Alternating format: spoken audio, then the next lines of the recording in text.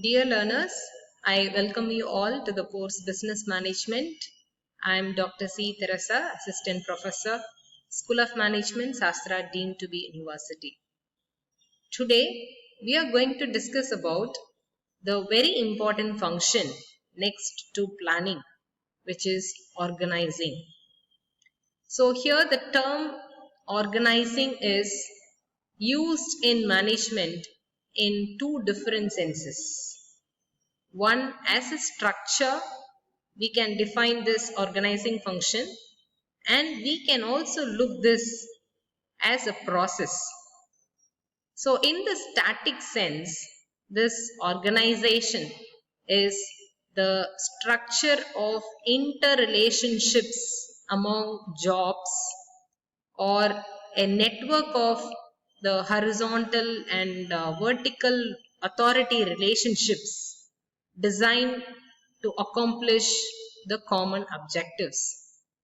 So this is in static sense, we can actually define organization as a structure or the relationships that exist between personnel, okay, that exist among jobs in order to accomplish the common objectives of the organization. So it is actually viewed as a vehicle through which the enterprise objectives can be met. So they can be achieved with the help of this organizing function.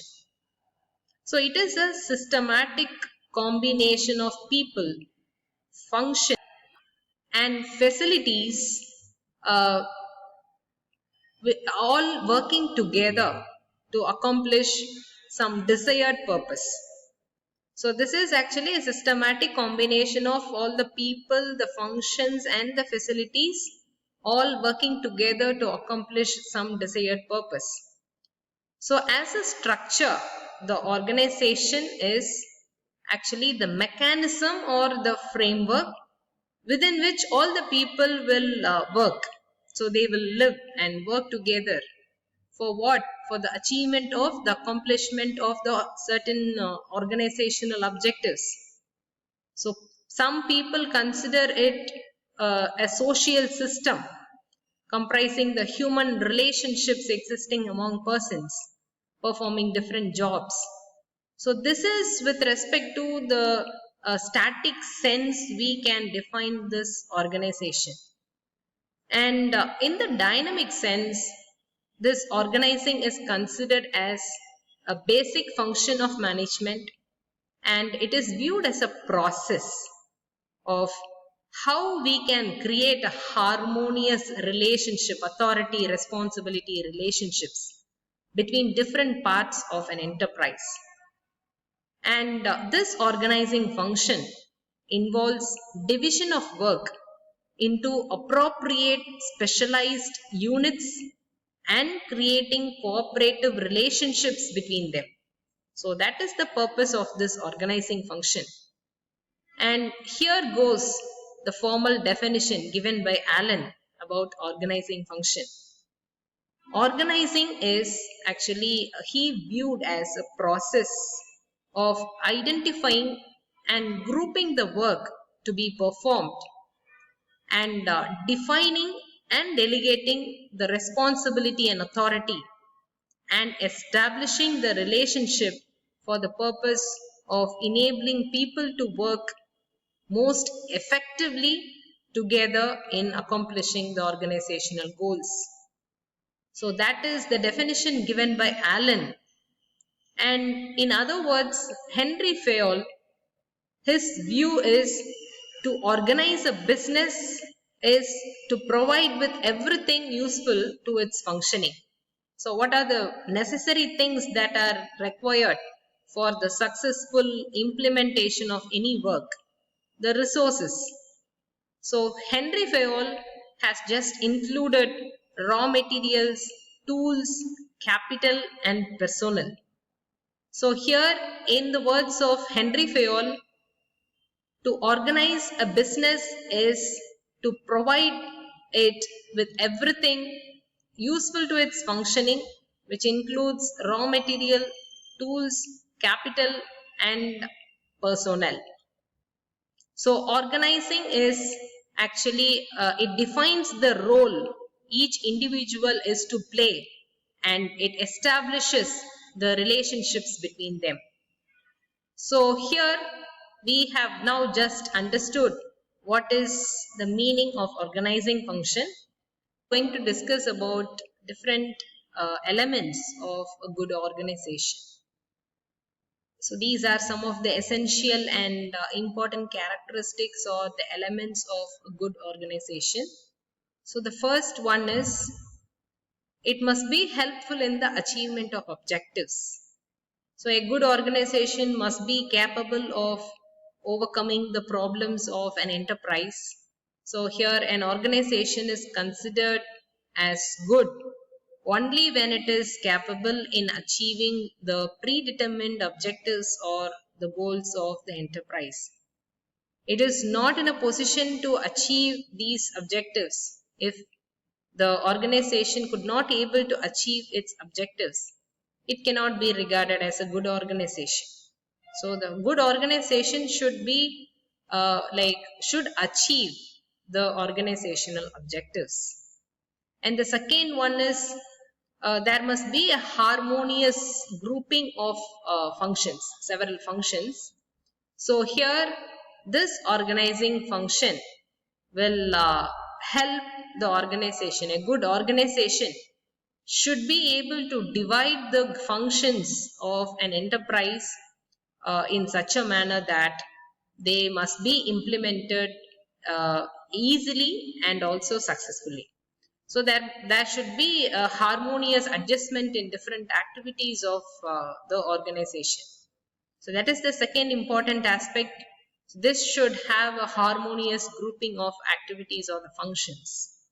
And the third one is, organization must be complete in all the respect. So here it is a very important and essential element of a good organization. So it should be complete, meaning it must include all the activities of an enterprise, and there should not be any such repetition of activities. So that is what it means. So this is the third aspect. Organization must be complete in all the respect. And the next one, there must be a perfect coordination in all the activities of an organization. So this is another important aspect. So coordination is the essence of management. So if the activities of an organization is not coordinated, then the achievement of the organizational goals cannot be thought of. So therefore all the activities of an organization must be coordinated. And the next one is, there must be a reasonable span of control. So here the span of control refers to the officers or the superiors. What is the extent to which they can have their subordinates? So the span of control refers to the number of subordinates under the control of one particular superior, and it should not be more than 5 or 6. Then that should be a very reasonable number, so that the proper control may become possible at all the levels of management. So there must be a reasonable span of control. And the next aspect is, there should be proper utilization of resources in the organization. So the success of the business and the industrial enterprise, it depends heavily on, or it depends to a large extent on the proper utilization of resources. If the resources are not properly utilized, then the business enterprises cannot be successful. So that is another important aspect. And the next one is, there should be a provision of expansion. The organization must provide for adequate flexibility so that the necessary adjustments can be made in it, so that we can have some form of additional things. So the organization must provide for adequate flexibility so that necessary adjustments may be made in it according to the need of the changing circumstances. If it is not so, there may be a possibility of missing the opportunity. So if our organization is a rigid organization where no such changes are allowed to happen inside the organization, then we'll definitely get out of the business environment. And the next one is employee satisfaction is very, very essential here. And here organization can be regarded as a very good organization and very efficient organization if it satisfies its employees, because this will definitely have an impact upon the morale of the employees, and they'll be encouraged to do more work for the success of the enterprises. And the next important element is it should have a policy such that they should be executed easily and economically. So they should have some policies which can be very easily executed and economical too. An organization system can be regarded as a very good and efficient system if the system can be easily understood and easily implemented. So all the activities of the organization should be framed in such a manner that all the employees may contribute their efforts in the organization or in their execution. Therefore, all the functions of the organization must be of the nature that they may be executed easily and economically too. So these are some of the important features of a good organization. Next, we'll discuss about the importance of organization. Wherever two or more persons work together, there arises the need for organization. Organization is actually viewed as a time-honored mechanism that enables people to live and work together. Human beings cooperate to achieve what they cannot achieve individually. And according to Allen, sound organization can contribute to the success of an enterprise if it follows a very important principles that organization gives to the organization. So the first thing is it facilitates administration. So sound organizations makes for effective management, and it enables smooth operations of the enterprise by providing a framework within which the management can perform the functions of planning, organizing, staffing, controlling, etc. So first, it facilitates administration. And the second one is makes growth and diversification possible. So growth and diversification become possible due to the systematic division of work and consistent delegation of authority, and an organization can facilitate change necessary for taking up new activities, and if they want to enter into new kind of business. So an organization can make some changes. An ideal organization can also provide the flexibility and the strength necessary for meeting new demands. So this organization, good organization, makes growth and diversification possible. And the second one is it permits optimum use of resources. A sound organization helps in the optimum utilization of the technological innovations and the human behavior, the human resources, and it obviously avoids the duplication of work and overlapping efforts. And when we use optimum use of like technological improvements can also be made if we have a sound structure, and we have an efficient employee. And hence this organization permits optimum use of resources. And the second one is it encourages good human relations. So in sound organization, every individual is assigned the job which he is actually best suited. So the assignment of the right job to the right persons, it obviously improves the job satisfaction and the interpersonal relations too. So this encourages good human relations. And the next one is, it stimulates initiative and creativity.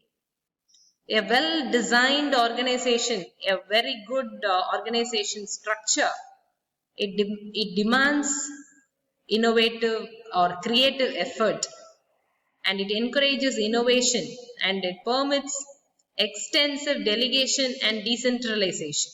So through decentralization, we can able to achieve lots and lots of innovative thoughts from the efficient employees.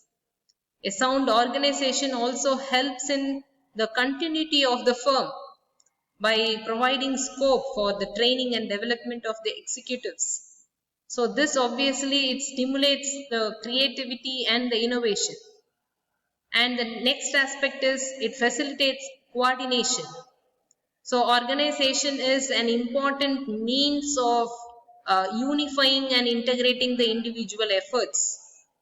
It helps in putting a balanced emphasis on the different activities, and in establishing effective relationships between different departments and different subdivisions, different divisions of the enterprise. And it also provides efficient channels for communication between different groups. So a good organization structure will definitely facilitate coordination. So we have now understand what is the importance of organization, and let us now discuss about the two different types of organization. One which is formal organization and the other form is informal organization. We'll now understand what is formal organization.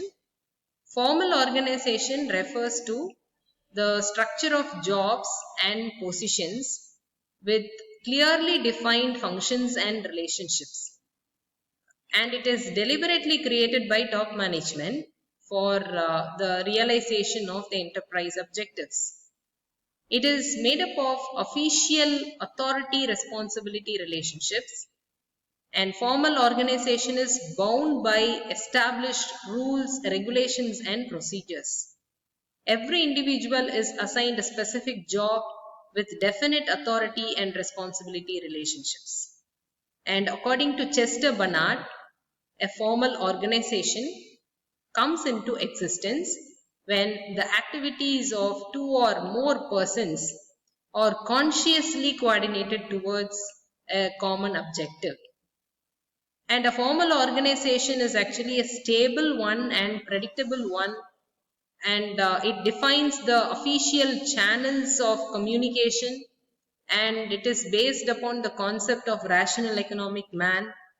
It is an effective means of integrating individuals into a team, but it tends to be inflexible and it discourages initiative. And it is impersonal and requires subordination of personal interest or personal goals to common purpose. So these are some of the features of the formal organization. Next, we are going to discuss about informal organization. Informal organization is a natural or a spontaneous network of relationships that may exist among employees. So based upon the personal needs, attitudes, emotions. So based on all these things, if they are if they are having some relationships which is of this kind, spontaneous, natural relationships, then that is called as an informal organization. It consists of small groups which often overlap with each other, as one person may be a member of more than one group. And it is actually a personal thing, and a human kind of aspect is incorporated here in this form of informal organization. And according to Barnard, informal organization is joint personal activity without any form of conscious common purpose, though it is contributing to joint results. So it arises from social interactions among people inside and outside the enterprise. So people at different levels in an organization frequently come into contact through so though formal relations between them require no such contacts. Say for example, the sales manager may be in close contact with the factory supervisor because of a common hobby. and a senior worker may have some command, greater authority over the workers than the superiors or than the supervisor. So here informal organization arises because it provides social satisfaction to people. It helps to preserve the integrity of the work group, and it fills the deficiencies that arises due to the formal organization. And a good leader can easily secure cooperation of employees by using by using constructively this informal groups. Informal organization has strong group attitudes. And a manager can increase his effectiveness by winning the cooperation of the informal groups. The employees will be giving their full support to the executive who carries the informal who is actually performing as an informal leader. So they may be very much convenient to work with the superiors if they are having such informal relationships. And however, informal relations or informal organization tends to resist change and maintain the status quo. So there may be conflicts between the organizational goals and norms of the informal groups, and a manager has little control over an informal organization, and he cannot eliminate it. The superiors can make use of it to reinforce the formal organization. A manager should encourage this sort of informal relationships to ensure the harmonious relations that are existing in the organization. And instead of considering it as a threat, we like the managers, he should study the informal organization so that it can be used in a constructive manner. So these are the differences between the formal organization and an informal organization, and this is actually the difference, the table format, which make you all understand what is the difference between this formal organization and informal organization. So first, under formal organization, we just have a comparative points which distinguishes both the formal and informal organization. So first, it is actually it is created deliberately and it is consciously planned. Formal organization is actually created deliberately and it is consciously planned. But informal organization, it is actually a natural process and it arises spontaneously. So that is the informal organization. And formal organization, it is based on the delegation of authority, and it may also grow in size, like an immense size can also be reached. So this it is actually based on the delegation of authority. But in informal organization, it arises on account of social interaction of people and tends to remain small, because since these are the informal conversations between the employees, so they will not tend to grow in big sizes. So the third point is it is actually deliberately impersonal and the emphasis is on the authority and the functions. So more of like function oriented approach is followed here in this formal organization. And informal organization, it all had has unwritten rules and traditions. So it is actually shown in the organizational chart. The formal organization structure is actually shown in the organizational chart. But here in informal organization, it has no place in the formal chart, formal organization chart. That will not be shown as an informal relationship or the organization structure. And here it provides for the division of labor and has a definite structure. So here it is structureless. It has no structure, and it actually develops out of social contacts. And here under formal organization, formal authority will be attached to a position, and here informal authority will be attached to a position. So this is under informal organization. And in the formal organization, the authority flows downwards. And informal organization, the informal authority flows upwards or horizontally, whatever the direction may be. So this will not flow from the top level to the bottom level. It will not flow downwards. It will rather flow upwards or downwards or horizontally, vertically. So anything may happen because of an informal sort of relationship between the employees.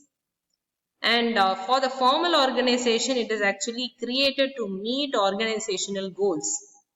This has some specific and definite purpose.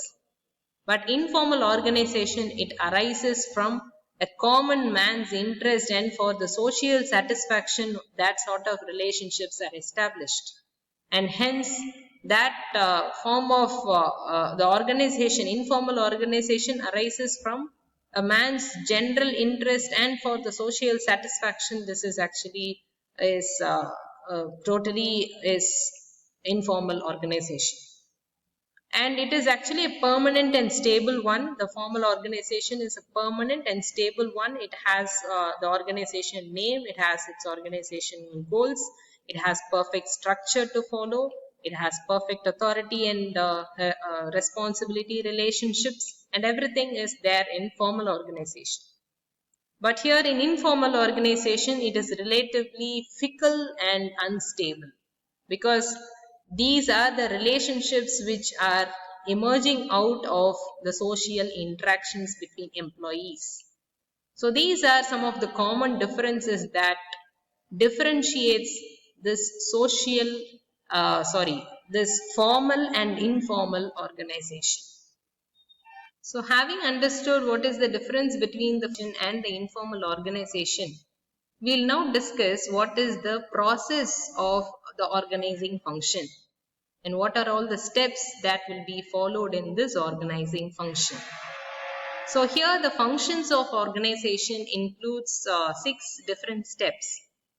One is determination of activities, and the next one is grouping of activities, and the third one is allotment of duties to specified people or specified persons, and delegation of authority comes fourth, and the fifth one is defining relationships, and the sixth one is the coordination of various activities. So now we'll see what are the different functions and what are the different steps in detail now. So first, as I said, so this starts with determination of activities.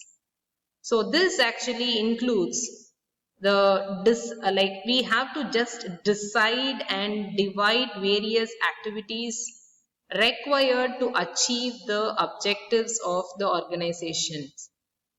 And the entire work is actually divided into various parts, and again each part is actually subdivided into various subdivisions or subparts. So say for example the purchase work, so that is actually a part of work, and that includes a requisition of items, that is actually a subpart. Requisition of items, placing of an order, then storage, and so on. So this purchase department needs to conduct these many activities. So the first task is determining the activities. So we have to just divide the various activities required to achieve the objectives of the organizational goals. And the second important task or the important step here is grouping of activities. So that is the next function of organization. So it is that the identical activities are actually grouped under one particular individual or a department. So here say for example the activities of the sales department. So this can include canvassing and designing advertisements and debt collection activities. So every activity will be coming under one particular department called the sales department. So that is actually, we are actually doing what is kind of grouping activities under one particular department. That is the second stage, which is grouping of activities. And the third stage is we have to allot duties to specified persons. So in order to ensure effective performance, the grouped activities are allotted to specified persons. So here, in other words, the purchasing activities, so that should be assigned to the purchase manager, and the production activities will be assigned to the production manager, and all the sales activities will be assigned to the sales manager. So each and every managers will be assigned with some particular activities. So here, besides adequate staff members are appointed under the specified persons, the specified persons are should be specialized in their respective fields. So, and if there is any need, appropriate training should be provided to such persons. So that is actually the third stage, which is allotment of duties to specified persons. And the next important step is delegation of authority. So here the delegation of authority, this includes assignment of duties or allotment of duties to specified person is actually followed by delegation of authority. It will be very difficult for a person to perform the duties effectively if there is no authority to do it. So while delegating an authority, responsibilities are also fixed. So here we can explain this with the example, the production manager may be delegated with the authority to produce the goods. So that is his authority. Okay, so he is the person who has been delegated the authority to produce the goods, and he is actually fixed with the responsibility of producing quality goods. So that is actually his responsibility. So we have to decide on what is the authority level and what is the responsibility that is associated with that person. So that is actually called as delegation of authority, which is being done in the fourth stage. And the next one is defining relationships. So here in this stage, when a group of persons is working together for a common goal, it becomes necessary to define the relationships among them in a clear-cut manner, in a clear terms. So if it is done, then each person will know who is his boss and from whom he has to receive orders and to whom he is actually answerable.